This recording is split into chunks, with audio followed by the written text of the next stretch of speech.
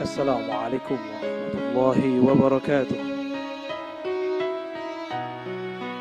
Bismillahirrahmanirrahim. Yang terhormat Bapak Presiden Republik Indonesia serta Ibu Negara Haja Iriana Joko Widodo, yang kami hormati Bapak Wakil Presiden Republik Indonesia beserta Ibu Haja Huri Ma'ruf Amin, yang kami hormati pimpinan dan anggota lembaga negara yang mulia, para duta besar dan perwakilan negara-negara sahabat, yang kami hormati para menteri Kabinet Indonesia Maju, yang kami hormati para alim ulama, hadirin hadirat yang berbahagia. Alhamdulillah Rabbil Alamin alladhi bi'izzatihi wa jalalihi asra abdahu layla. Asyhadu an la ilaha illallah wa asyhadu anna Muhammadan abduhu wa rasuluh. Allahumma salli wa sallim wa barik ala nabiyyina Muhammad. Segala puji milik Allah Subhanahu wa taala. Sungguh dahsyat Allah Subhanahu wa taala memperjalankan hambanya dengan cara yang tidak terduga. Itulah hadiahnya kepada sang kekasih baginda Nabi Muhammad sallallahu alaihi wasallam. Di saat sang Rasul berduka, pamannya wafat, istrinya meninggal, dan ia pun diusir ketika hendak hijrah ke kampung Taif. Diusirnya bukan dengan kalam-kalam verbal, tidak seperti diviralkan zaman sekarang. Dulu langsung secara fisik. Seperti yang kita sudah maklum, baginda Rasul sallallahu alaihi wasallam diusir dengan cara dilempar dengan kotoran-kotoran binatang, dengan kerikil-kerikil yang tajam. Sembari sumpah serapah mereka katakan majnun, orang gila, mashhur, orang yang tersihir, dan lain sebagainya. Tapi baginda Rasul sallallahu alaihi wasallam, beliau hanya diam. Tiba-tiba Sayyidina Jibril alaihissalam datang.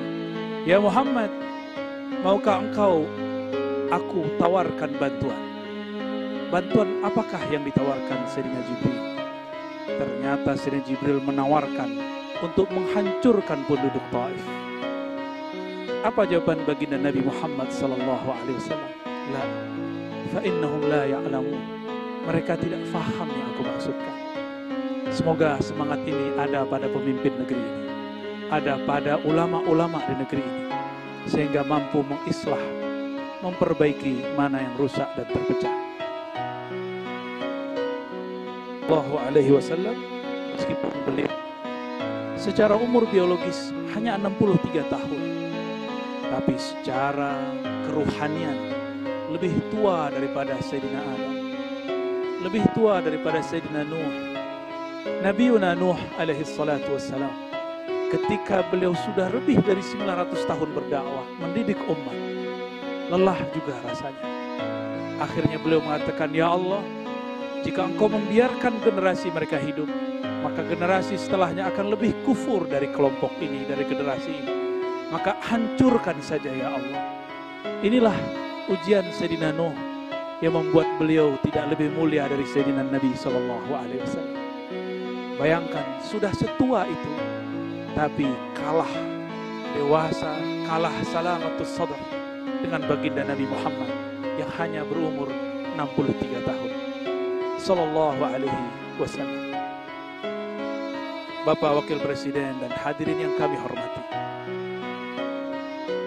Kalau boleh saya jujur, saya ini dulu tidak memilih Bapak Presiden, Wakil Presiden. Saya memilih mencoblos yang sekarang sudah jadi menteri.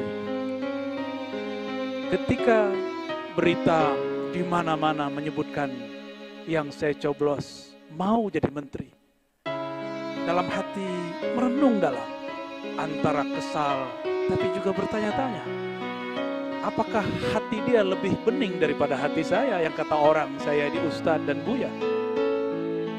Apakah hati dia lebih salamah, lebih terbebas dari dendam dan kesal daripada saya yang katanya memimpin tarekat dan zikir. Ternyata disitulah jawabannya. Nabi SAW berdoa, Allahumma inni as'aluka salamatas sadr. Ya Allah, aku memohon kepadamu salamah, terbebasnya kebencian dan dendam, kekesalan dari dalam dada.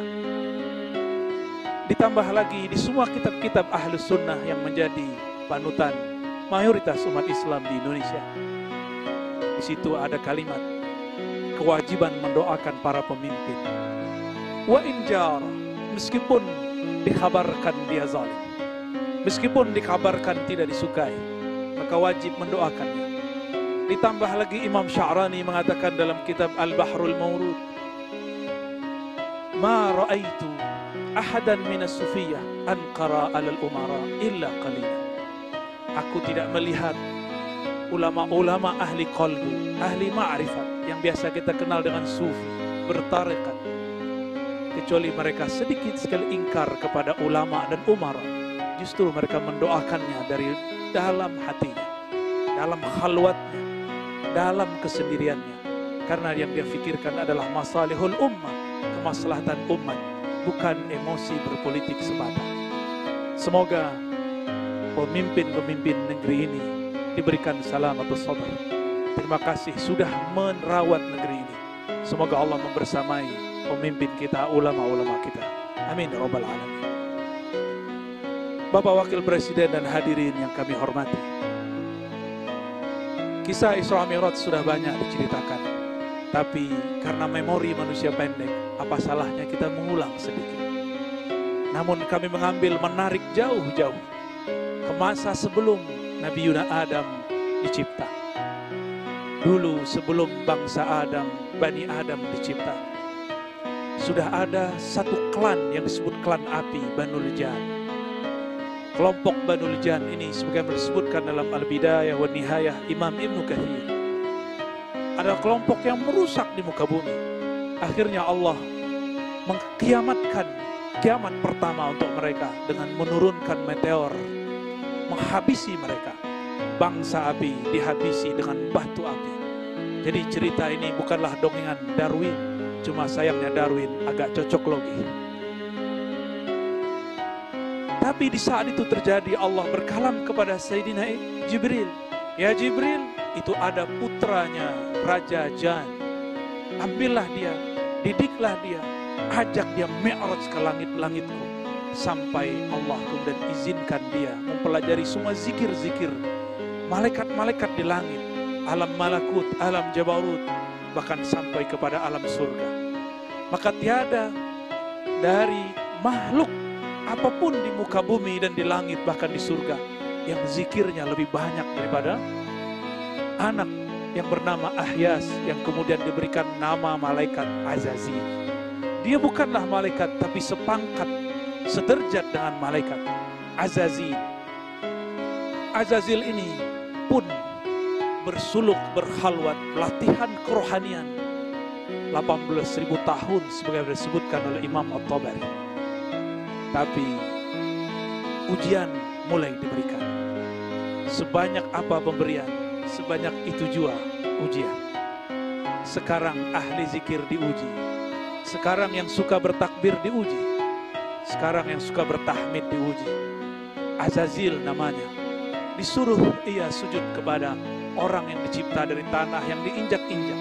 Selama ini Azazil alias Ahyas yang kemudian bernama Iblis, dia menginjak-injak tanah, harus sujud kepada Adam yang tercipta dari tanah. Inilah ujian pertama bagi Azazil. Apa kata dia? Asjud liman khalaqta min tin. Apakah aku sujud? Apakah pantas bagiku sujud kepada orang makhluk yang kau cipta dari api, sedangkan aku tercipta daripada yang kau ciptakan dari tanah, sedangkan aku tercipta daripada api. Azazil mulai rasis. Azazil mulai mempermasalahkan suku. Saya suku api, saya lebih mulia daripada suku tanah. Hati-hati, kadang-kadang orang beragama sudah soleh, sudah lama baca kitab, sudah lama berzikir, seperti Azazil 18.000 bersuluk di alam jabarut, alam malakut sampai ke surga sana. Tapi ternyata dia terjebak dan mengatakan, aku seorang Adam, lebih baik dari zikirnya, bahkan lebih baik daripada semuanya. Ternyata ketika kita urai, dan ini jarang diurai oleh ahli tafsir, ketika Allah mengabarkan, inni ja'ilun fil ardi khalifah, aku akan menciptakan, menjadikan seorang khalifah di muka bumi. Ternyata ada dua kelompok malaikat yang berkomentar. Ini dipisah dengan lafaz waw. Yang pertama mengatakan, ya Rabb, apakah engkau mencipta perusak dan pembunuh di muka bumi? Inilah malaikat-malaikat cahaya. Lain dengan malaikat api. Dia mengatakan, wa nahnu nuqaddisulak, kami zikirnya lebih banyak. Yang berbicara ini adalah Azazil, yang saat itu dengan malaikat-malaikat. Bapak Wakil Presiden, hadirin yang kami hormati, barangkali inilah ujian umat Islam di negeri ini. Tidak ada negeri dimanapun umat Islamnya lebih banyak dari negeri ini. Maka negeri ini pun paling soleh, paling banyak baca yasinnya, paling banyak baca tahlilnya. Jika diuji dengan kalam-kalam yang tidak berkenan, apakah akan nanti mengatakan hal yang sama dengan Azazil dahulu kala? Inilah pendek ceritanya, akhirnya Azazil diusir dari surga, dan Allah mengatakan, apakah kamu minal alin? Apakah kamu bangsa yang sangat tinggi? Dengan itulah bergantilah Azazil dari nama mulia Azazil sebagai khazinul jannah, penjaga surga, menjadi iblis yang dijauhkan dari jalan kebenaran. Lain ceritanya dengan Nabi Muhammad SAW. Beliau sebelum diangkat ke langit, dimasukkan ke surganya, Allah membersihkan jantungnya, dadanya 2 kali. Tidak ada ini dalam sejarah Azazil. Allah bersihkan kolbu Nabi ketika dia berumur 7 tahun. Allah bersihkan kembali ketika hendak naik pada malam itu, malam 27 Rajab. Barangkali inilah saatnya kita mengambil pelajaran. Inilah perbedaan abadi antara mi'raj ruhaninya iblis dengan mi'raj ruhaninya Nabiullah Muhammad sallallahu alaihi wasallam. Apakah itu? Azazil spiritualnya dinaikkan tapi belum dibersihkan jiwanya. Sedangkan Nabi Muhammad sallallahu alaihi wasallam sebelum dinaikkan, nafsiyahnya, keegoannya dibersihkan. Maka bertambah pengalamannya, bertambah kekayaan rohaninya, tidak bertambah sombongnya. Maka jika hendak memajukan negeri ini, jika hendak ingin meningkatkan negeri ini, mari kita bersihkan kolbu ini dari semua kebencian. Mulai malam ini, tidurlah dalam cinta Allah Subhanahu wa ta'ala. Bukankah Allah sering menyindir kita dengan bismillahnya, bismillahirrahmanirrahim. Kalau orang dulu menyebut, kok Allah cerewet sekali, kok diulang-ulang kata Rahman dan kata Rahim? Tiada lain, tiada bukan, supaya kita mau mengambil pelajaran dari sana. Inilah yang dikatakan oleh Nabi SAW sebagai hadis penutup yang kami baca pada malam ini. Diriwayatkan oleh Imam Al-Hakim At-Tirmidzi. Apa kata Nabi SAW? Inna lillahi, sesungguhnya Allah memiliki 100 lebih, wa 17, yaitu 117 khuluqan, akhlak atau adab. Ambillah satu saja, dakhaltul jannah, maka engkau akan masuk surga. Maka makhluk-makhluk surgawi yang ada di muka bumi, mereka yang meniru sifat rahmaniyah Allah, sifat rahimiyah Allah. Sedangkan makhluk tubuhnya manusia, di dalamnya adalah iblis, penuh kebencian, penuh kesombongan.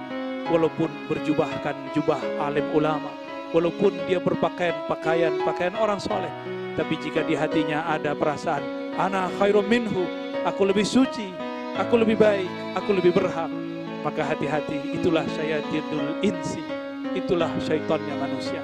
Semoga negeri ini, umaranya, ulamanya, orang-orang yang bertugas di negeri ini dan rakyatnya.